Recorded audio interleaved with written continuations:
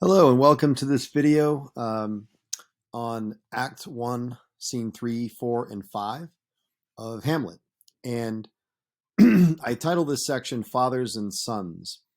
It seems that in the first section, it also deals with fathers and sons, but we do get the geopolitical landscape. We get the fact that Denmark and Norway have a history. We get the fact that the kingdom is worried about attack. We get the recent King Hamlet Sr.'s death. Claudius takes over the throne.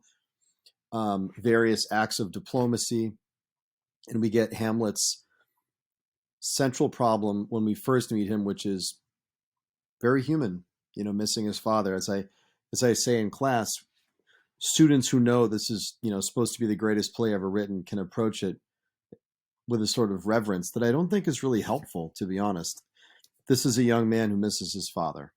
That's what we need to keep an eye on early on. His friends show up and inform him that they think they've seen his father's ghost. And there's a plan to bring Hamlet to the battlements, to the outside of the castle, to hopefully interact with Hamlet Sr.'s ghost so the ghost may talk. That's where we left off.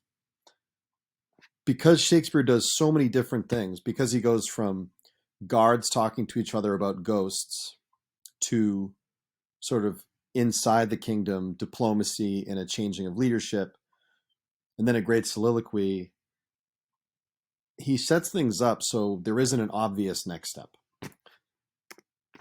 So I begin class usually by playing another version of an important scene or speech from the previous class. So I show the Brana Hamlet in class because it's unabridged and it's brilliant. But if they watch that closely, that's a reading of the entire play. For homework, I give students either a chance to listen to the radio drama, which is unabridged, which is on YouTube, or to watch another version. The one I'm recommending, which is on our Digital Theater Plus, is Papa Essiedu's Royal Shakespeare Company version, which is here. But a lot of these speeches are easily accessed on YouTube. So if you go, again, I'm using the Folger, and if you go to Act 1, Scene 3 in the very beginning, we leave Hamlet, right, and at the end of Scene 2, planning to interact, hopefully, with the ghost. And just, again, I think the service we can do to this play and to all great books and classics that we're tempted to worship is to just look at the human moments. And Hamlet leaves the last scene planning on actually thinking he might have a chance to speak with his father. He was not by his father's side when he died. And I have to say, not to make this about me, I lost my father to COVID, and it was in the early stages of COVID, so none of us could be by his side. And maybe some of you have had this happen with a loved one. And I want to honor that fact about Hamlet. He's not just a smart kid whose speeches we memorize, but he not only misses his father, he was away in Germany at college. And by the time he got home, his father was dead. He didn't see him. So let's bear in mind that he's carrying that weight. And the potential excitement of seeing him again must be amazing. We shift gears really quickly. And Laertes, this is Claudius's right-hand man's son, begins this scene, excuse me, by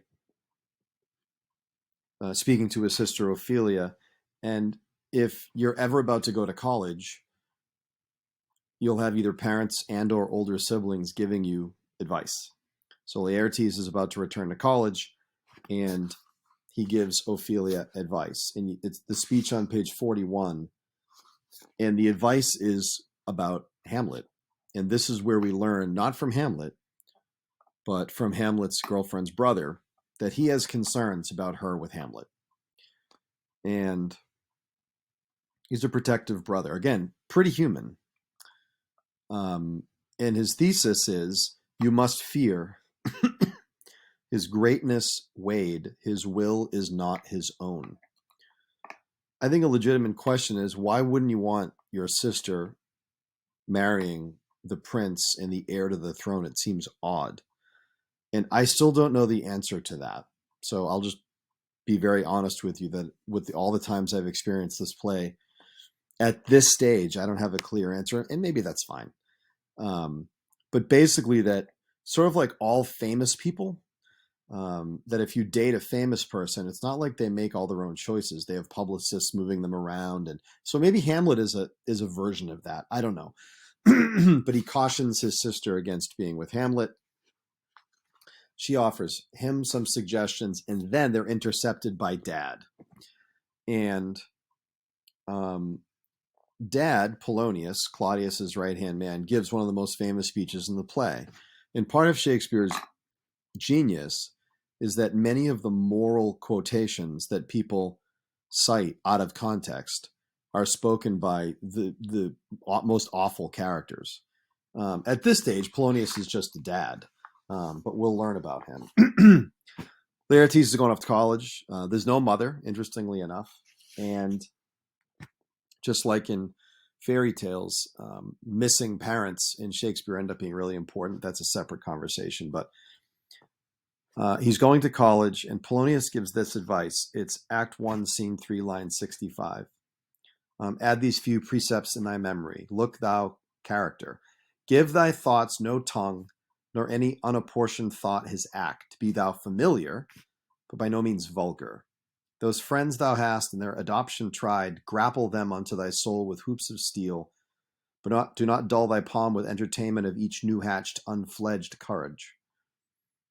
Beware of entrance to a quarrel, but, being in, bear it that the opposed may be aware of thee. Give every man thy ear, but few thy voice. Take each man's censure, but reserve thy judgment. Costly thy habit as thy purse can buy, but not expressed in fancy, rich, not gaudy. For the apparel oft proclaims the man, and they in France of the best rank and station, are the most select and generous chief in that. And then really famous quote, neither borrower nor a lender be. And then, most famously, to thine own self be true, and it must follow as the night the day, thou canst not then be false to any man. Farewell, my blessed seasonness in thee. I would mark that advice. This play is full of different characters giving advice. And one way you could enter the play is to learn what the advice is and to see if the characters behave according to the advice. And I would argue in this instance, continue looking at Polonius. Does he follow his advice? When Hamlet gives advice to a group of actors, ask yourself, does Hamlet follow that advice? But again, we have Laertes giving Ophelia advice. We have Polonius giving Laertes advice. And then, unfortunately, Laertes says to Ophelia, remember what I told you. It perks the single dad's ears up because he's protective of his young daughter. And in Act 1, Scene 3, line 95, Polonius and Ophelia sort of go at it. And she admits on line 108, Hamlet hath, my lord, of late made many tenders of his affection to me. And Polonius, having been a young man, says, affection? You speak like a green girl unsifted in such perilous circumstances. That word green again, metaphor for, in this case, naive, new, inexperienced, right? So Ophelia responds in 119, my lord, she says to Polonius, Hamlet hath importuned me with love in honorable fashion. And Polonius says, 124, springes to catch woodcock. Springes are like a trap to catch the birds. Hamlet's setting a verbal trap for you, he says. And in 132, Polonius's big defense. Again, why wouldn't you want your daughter marrying your king's son? It says, for Lord Hamlet believes so much in him that he is young, and with a larger tether may he walk than may he be given you. That's a very different argument than the one Laertes gives. So we're left wondering, what does this family have against Hamlet? So at the end of the day, Ophelia lives in this world where you have to obey your father. And if you're a woman, you're obeying the will of some male authority figure. So she ends by saying, I shall obey my lord, because Polonius says, do not give any more private time or affection to Hamlet, effectively ending the relationship. Again, Hamlet has lost his father. In effect, he's lost his mother to his uncle, who he can't stand. He's lost the ability to go back to college. Now he's lost the love of his life. So this is just really important. I tell my students, think of the 4 or 5 most important things in your life. Family, maybe your romantic partner, your dreams, your aspirations. Hamlet's losing them one by one. Interestingly, there's this moment, Act 1, Scene 4, where they're on their way to seeing the ghost. And Shakespeare can't help himself that he can't help himself that Hamlet's going to be talking on the way. That one of the problems of Claudius's reign, somehow Hamlet's figured this out really quickly, is what other countries are saying about Denmark. Claudius likes to party. So he says, other countries clep us, that's a Chaucer word, that means call us, name us. Other countries call us drunkards, and with swinish phrase, soil our edition. Meaning, Claudius is going to ruin the reputation of Denmark here. So Hamlet is paying attention not just to his own problems. And Hamlet says in line 26, really interesting, this is a young guy, so oft it chances, and this is page 51, line 26, Act 1, Scene 4. So oft it chances in particular men that for some vicious mole of nature in them, as in their birth, wherein they are not guilty, since nature cannot choose his origin, by the o'ergrowth of some complexion, oft breaking down the pales and forts of reason, or by some habit that too much o'erleavens the form of plausive manners, that these men, carrying, I say, the stamp of one defect, being nature's livery or fortune's star, his virtues else, be they as pure as grace, as infinite as man may undergo, shall in the general censure take corruption from that particular fault. The dram of evil doth all the noble substance of a doubt to his own scandal. You'd have to spend some time breaking this down. You don't have to understand what all the words mean, but Hamlet basically is talking about what Aristotle calls the tragic flaw, that it sort of plants a seed in a person and grows to be destructive. Again, Hamlet saying this, which is interesting.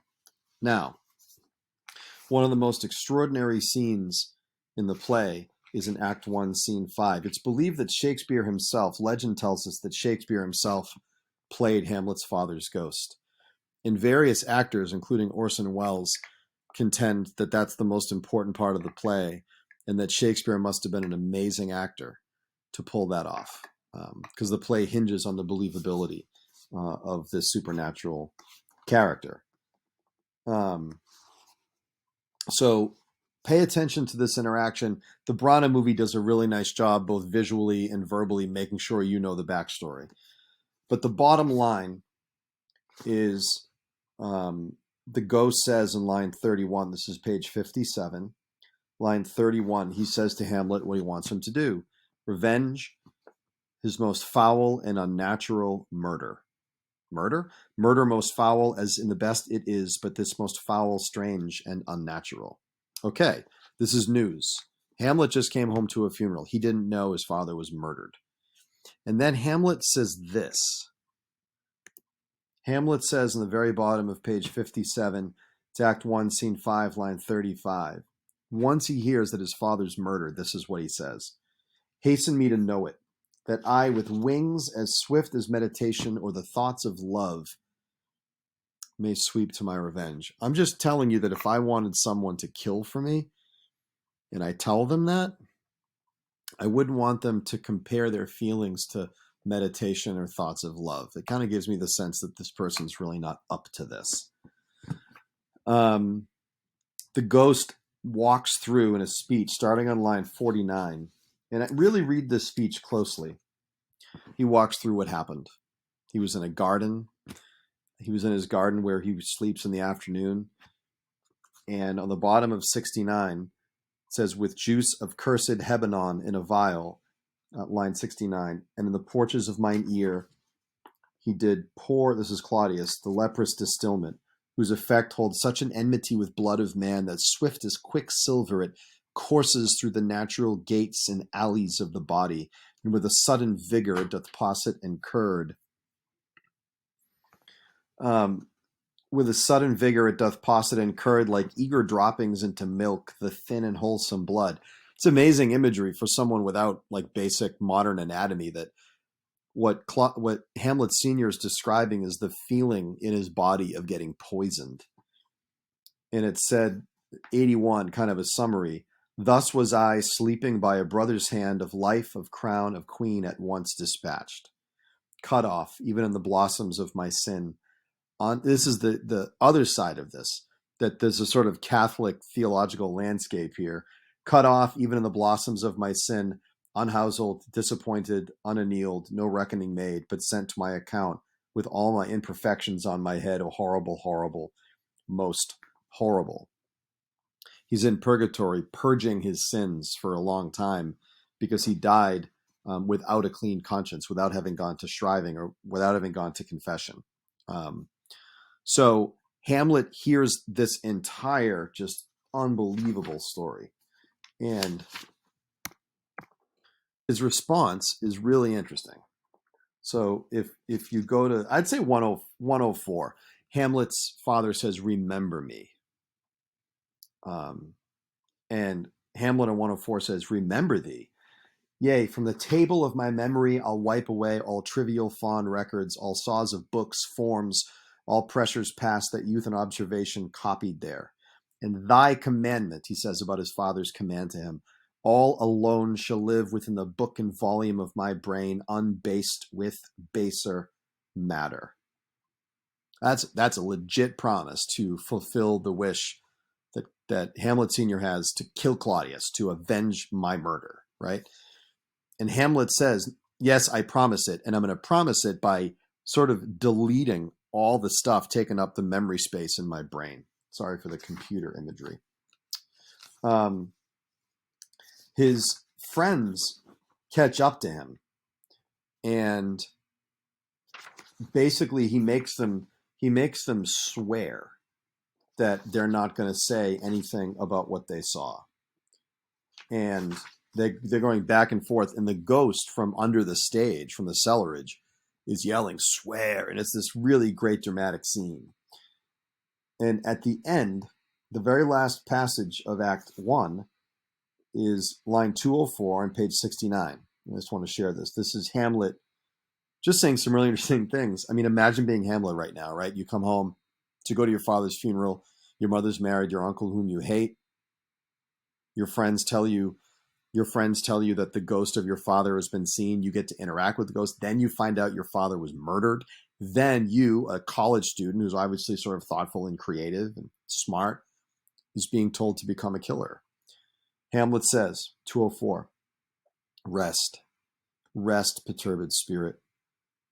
So, gentlemen, with all my love, I do command me to you," he says to his buddies, "and what so poor a man as Hamlet is may do it to express his love and friending to you, God willing, shall not lack.